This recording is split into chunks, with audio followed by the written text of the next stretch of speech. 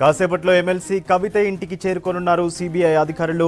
Delhi liquor scam కేసులో ఆమె స్టేట్మెంట్ను రికార్డ్ చేయనున్నారు. ఇందుకోసం ఇప్పటికే 160 సిఆర్పిసి కింద నోటీసులు ఇచ్చారు. కవిత చెప్పిన విధంగానే స్టేట్మెంట్ రికార్డ్ చేసేందుకు వస్తామని సిబిఐ అధికారులు తెలిపారు. ఉదయం 11 గంటలకు సిబిఐ అధికారుల స్పెషల్ టీం కవిత ఇంటికి చేరుకోనుంది. మహిళా అధికారుల సమక్షంలోనే కవిత స్టేట్మెంట్ను రికార్డ్ చేయనున్నారు. ఆమె అంగీకారంతోనే వీడియో రికార్డింగ్ చేస్తారు.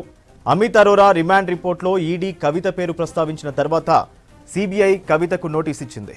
నిందితులైన Boinpally Abhishek Rao, Arun Ramachandra Pillai, Indo Spirit MD Sameer Mahendru statement ఆధారంగా కవితను సిబిఐ అధికారులు ప్రశ్నించే అవకాశం ఉన్నట్టు తెలుస్తోంది.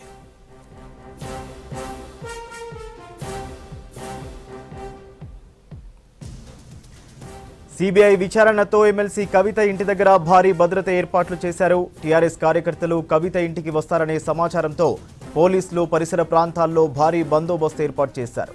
ఇవాళ లిక్కర్ కేసులో సిబిఐ విచారణ ఉండడంతో శనివారం ప్రగతి భవన్లో సీఎం కేసీఆర్తో భేటీ అయి చర్చించినట్లు తెలుస్తోంది.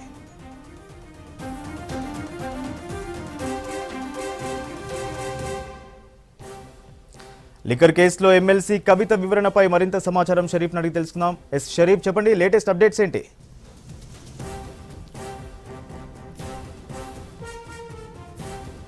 రైట్ సూర్య, మరి కాసేపట్లోనే ఎమ్మెల్సీ కవిత నివాసానికి ఢిల్లీ సిబిఐ బృందం చేరుకోనుంది. ఎక్కడైతే నిన్న ఢిల్లీ నుంచి వచ్చినటువంటి సిబిఐ అధికారులు ప్రస్తుతం గెస్ట్ హౌస్కి చేరుకున్నారు. వాళ్ళ గెస్ట్ హౌస్ నుంచి స్టార్ట్ అయిపోయినాయి. మొత్తం 3 వెహికల్స్లో ఇక్కడికి వస్తున్నట్లు కూడా మనకి సమాచారం అందుతోంది. మరి కాసేపట్లోనే సిబిఐ అధికారులు ఎమ్మెల్సీ కవిత స్టేట్మెంట్ని రికార్డ్ చేసే అవకాశం కనిపిస్తోంది. ఎప్పుడైతే 160 సిఆర్పిసి కింద ఎమ్మెల్సీ కవితకి నోటీసులు సర్వ్ అయింది. నోటీసులు సర్వ్ అయిన అంశాన్ని ఇప్పటికే సిబిఐ అధికారులు నోటీస్ ద్వారా, దాంతోపాటు మెయిల్ ద్వారా తనకి అందజేశారు.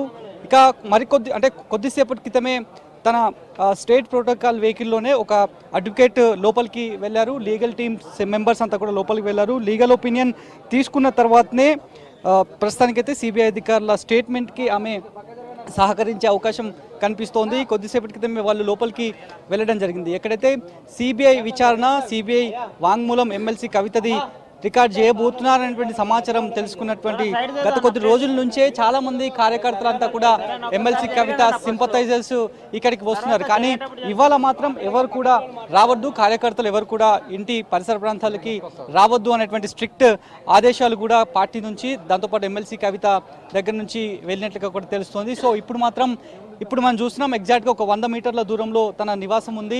ఇక్కడే బ్యారిగేట్లను పెట్టి హోల్డ్ చేసేశారు. మీడియానంతా కూడా ఇక్కడికే పరిమితం చేశారు. మొత్తం 2 బ్యారిగేట్లను కవిత ఇంటి ప్రెమిసెస్లో ఉంచారు. ఎగ్జాక్ట్గా లెఫ్ట్ సైడ్, ఆమె ఇంటికి లెఫ్ట్ సైడ్ ఒక బ్యారిగేడ్, రైట్ సైడ్ ఇంకో బ్యారిగేడ్, దాంతోపాటు మెయిన్ రోడ్ కనెక్టివిటీ ఉన్నటువంటి అక్కడ కూడా మరొక బ్యారికేడ్ని కూడా ఏర్పాటు చేయడం జరిగింది.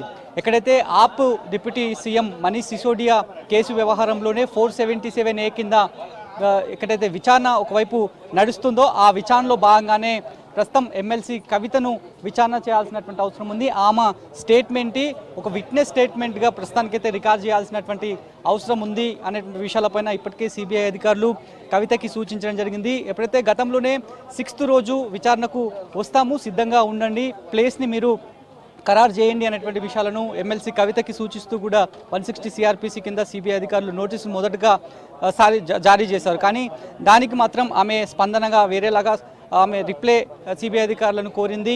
మెయిల్ ద్వారా మళ్ళీ వాళ్ళకి మెయిల్ రేజ్ చేసింది. ఆ మెయిల్లో రేజ్ చేసినటువంటి అంశాలు పూర్తి డీటెయిల్స్ తనకి కావాలి. ఎఫ్ఐఆర్ షీట్ కావచ్చు, దాంతోపాటు ఈ కేసుకు సంబంధించి ఏదైతే 477A కింద నోటీసులు, అంటే ఆ కేసు వ్యవహారంలోనే, ఆ కేసు బ్యాక్డ్రాప్లోనే నోటీస్ సర్వ్ అయిందని చెప్తున్నారు కదా, ఆ నోటీసు వ్యవహారంలో ఏ రకమైనటువంటి డాక్యుమెంటేషన్ ఉంది, ఆ డాక్యుమెంటేషన్ కనుక మాకు రిక్వైర్మెంట్ ఉంది కాబట్టి అది ఇస్తే మీరు అడిగేటువంటి క్వశ్చన్స్ కావచ్చు, మీరు ఏ రకమైనటువంటి వివరణ కావాలో ఆ వివరాలు ఇవ్వడానికి సులువుగా ఉంటుందనేటువంటి విషయాలను, అంశాలను జోడిస్తూ కూడా ఆమె మళ్ళీ రిక్వెస్ట్ లెటర్, అంటే ఒక లెటర్ని కూడా సిబిఐ అధికారులకు పెట్టడం జరిగింది. సో ఆ లెటర్కి యాక్సెప్ట్ చేస్తూ కూడా సిబిఐ అధికారులు మళ్ళీ దఫాగా లెటర్ పెట్టారు.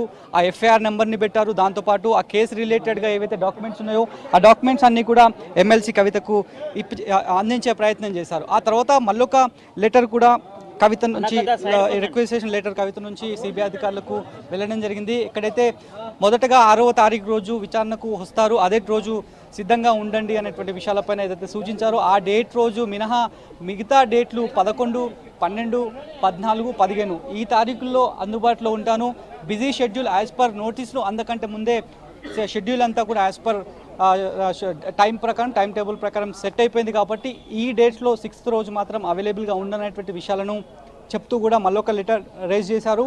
సో దానికి సిబిఐ అధికారుల నుంచి సానుకూలంగానే స్పందన కవితకి లభించింది. సో 11వ తారీఖు రోజు అంటే ఇవాళ 11 గంటలకి మరి అంటే 11 గంటలకి వస్తాము, అది కూడా ఎక్కడికి రావాలనేటువంటి విషయాలను కూడా ఆల్రెడీ కవిత రిప్లైలోనే చెప్పింది. తన నివాసంలోనే తాను ఉంటున్నటువంటి బంజారా హిల్స్లోనే పూర్తి స్థాయిలో సహకరిస్తాను, మీరు అడుగుతున్నటువంటి డీటెయిల్స్ తనకి ఏం తెలుసని భావిస్తున్నారో అవన్నీ కూడా సమాచారం చేరవేస్తారనేటువంటి విషయాలను కూడా ఇప్పటికే ఎమ్మెల్సీ కవిత సిబిఐ అధికారులకు కన్వే చేసినటువంటి సిచ్యువేషన్ ఉంది. ఎక్కడైతే మొదటి నుంచి కూడా ఢిల్లీ మద్యం పాలసీ కుంభకోణం వ్యవహారంలో ఇటు రాజకీయంగా దుమారం రేగుతోంది, ప్రతిపక్ష విపక్షాల మధ్య మాటల యుద్ధం దారితీస్తోంది. దాంతోపాటు 2 దర్యాప్తు సంస్థలు ఇటు సిబిఐ దాంతోపాటు ఎన్ఫోర్స్మెంట్ డైరెక్టరేట్ అధికారులు ఈసీఆర్ నమోదు చేసి ప్యారలల్గా ఇన్వెస్టిగేషన్ కొనసాగిస్తున్నారు. మనీ లాండరింగ్కి పాల్పడ్డారు, పెద్ద మొత్తంలో మనీ లాండరింగ్ జరిగింది అనేటువంటి ఆరోపణలపైన ఎన్ఫోర్స్మెంట్ డైరెక్టరేట్ కూపి లాగుతోంది, కొన్ని అరెస్టులు కూడా చేస్తోంది. అరెస్టుల సంఖ్య 6th ఈడీ లిస్టులో చేరింది. కానీ సిబిఐలో మాత్రం ఇప్పటివరకు కొన్ని అరెస్టులు అయినప్పటికీ ఈ కేసు అంతా కూడా ఈడీకి ట్రాన్స్ఫర్ అయింది. ఒకవైపు ట్రాన్స్ఫర్ అయినప్పటికీ సిబిఐ అధికారులు మరోవైపు ప్యారలల్గా ఇన్వెస్టిగేషన్ కొనసాగిస్తూనే ఉన్నారు. ఈ కేసులో ఇప్పటికే దినేష్ అరోరా అప్రూవల్గా మారడం మేజర్ బ్రేక్గా పూర్తి స్థాయిలో చర్చ జరుగుతోంది. ఎందుకంటే అమిత్ అరోరాకి వెరీ క్లోజ్గా ఉన్నటువంటి వ్యక్తి దినేష్ అరోరా, అమిత్ అరోరా, దాంతోపాటు మనీష్ సిసోడియా వీళ్ళంతా కూడా ఒక గ్రూప్కి సంబంధించినటువంటి లాబింగ్ చేసేటువంటి వ్యక్తులు అనేటువంటి ఆరోపణ ఉంది. మనీష్ సిసోడియాతో పాటు మరికొంతమంది కేబినెట్ మంత్రులు ఉన్నారు, ఢిల్లీ రాష్ట్రానికి సంబంధించినటువంటి వాళ్ళు. సో వీళ్ళంతా కూడా ఒక గ్రూప్ ఆఫ్ పీపుల్గా ఏర్పడి పెద్ద కాన్స్పిరసీకి తెరలేపారనేటువంటి అభియోగాలు కూడా ఉన్నాయి. ఎక్కడైతే దినేష్ అరోరా అప్రూవల్గా మారారనేటువంటి విషయాన్ని రోజ్ ఎవెన్యూ సిబిఐ కోర్టుకి అప్లికేషన్ ద్వారా 306 కింద ఇతన్ని ఒక విట్నెస్గా అప్రూవల్గా మారడానికి ఇతడు సిద్ధంగా ఉన్నారనేటువంటి విషయాలపైన 164 కన్ఫెషనల్ స్టేట్మెంట్ని కోర్టు కింద రికార్డ్ చేయాలనేటువంటి విషయాలను అభ్యర్థనను కూడా పూర్తి స్థాయిలో వాళ్ళకి సానుకూలంగా స్పందించింది. సో ఈ ఇష్యూలోనే పూర్తి స్థాయిలో ఎక్కడైతే రోజ్ ఎవెన్యూ కోర్టు కూడా దినేష్ అరోరాకు సంబంధించి కూడా అడగడం జరిగింది. ఎక్కడైతే సిబిఐ అధికారుల ప్రెషర్ ఏమైనా ఉందా అనేటువంటి విషయాలపైన, అప్రూవల్గా మారడానికి ప్రెషర్ ఏమైతే ఉందా అనేటువంటి విషయాలపైన గతంలో క్వశ్చన్ చేసింది. దానికి తాను సానుకూలంగా స్పందించి ఎలాంటి ప్రెషర్ లేదు, ఎలాంటి ఒత్తిడి లేదు, అధికారులకు పూర్తి స్థాయిలో సహకరించడానికి నేను సిద్ధంగా ఉన్నటువంటి విషయాలు చెప్పడంతో ఏకీభవించినటువంటి న్యాయస్థానం అతన్ని 307 అప్లికేషన్ కింద కన్సిడర్ చేసుకొని 164 కన్ఫెషనల్ స్టేట్మెంట్ని రికార్డ్ చేశారు. అక్కడ స్టేట్మెంట్ రికార్డ్ అయిన తర్వాతే చాలామంది పేర్లు కూడా తెర మీదకి రావడం జరిగింది. ఆ తర్వాత ఎన్ఫోర్స్మెంట్ డైరెక్టరేట్లో దొరికినటువంటి అమిత్ అరోరా ఎక్కడైతే అరెస్ట్ కావడం జరిగిందో, అరెస్ట్ అయిన తర్వాత అతడు ఇచ్చినటువంటి రిమాండ్ రిపోర్ట్ కావచ్చు, అతడు ఇచ్చినటువంటి సమాచారంతో రిమాండ్ రిపోర్ట్లో కవితనే వాడినట్లుగా, కవితకు సంబంధించినటువంటి ఫ్యాన్సీ నెంబర్స్గా అందులో మెన్షన్ చేయడం జరిగింది. అమిత్ అరోరాతో అతని డిజిటల్ ఎవిడెన్స్ కలెక్ట్ చేసే సమయంలో ఎమ్మెల్సీ కవితతో పాటు మరికొంతమంది ఇటు అరుణ్ రామచంద్ర పిల్లై, అభిషేక్ బోయినపల్లి వీళ్ళంతా కూడా ఉన్నారు. సౌత్ లాబియింగ్తో వీళ్ళు ఎప్పటికప్పుడు ట్రాన్సాక్షన్ చేశారు, వాళ్ళ మధ్య సంభాషణ జరిగిందనేటువంటి విషయాలపైన సిడిఆర్ అనాలిసిస్ ద్వారా ఐఎంఈఐ ద్వారా బయటకు వచ్చిందనేటువంటి విషయాలను కూడా ఇప్పటికే డిజిటల్ ఎవిడెన్స్ని కలెక్ట్ చేశామనేటువంటి విషయాన్ని ఈడీ అధికారులు చెప్పడం జరిగింది.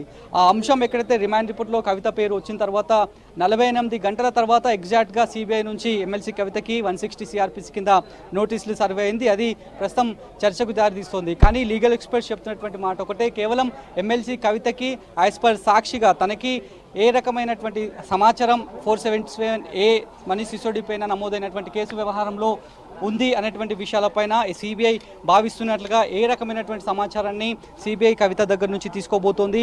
ఇప్పటికే ఎక్కడైతే సిబిఐ నోటీసులు అందుకున్న తర్వాత దఫల వారీగా సీఎం కేసీఆర్తో భేటీలు కంటిన్యూ అయ్యాయి. ఆ తర్వాత లీగల్ ఎక్స్పర్ట్స్ టీంతో కూడా ప్రతి లెటర్ రేజ్ చేసేటప్పుడు, ప్రతి మెయిల్ సిబిఐ అధికారులకు రేజ్ చేసినప్పుడు దానికంటే బిఫోర్ లీగల్ ఎక్స్పర్ట్తో మీటింగ్ కండక్ట్ చేసిన తర్వాతనే పూర్తి స్థాయిలో సిబిఐ అధికారులకు లెటర్స్ రేజ్ చేసినటువంటి సిచ్యువేషన్స్ ఉన్నాయి.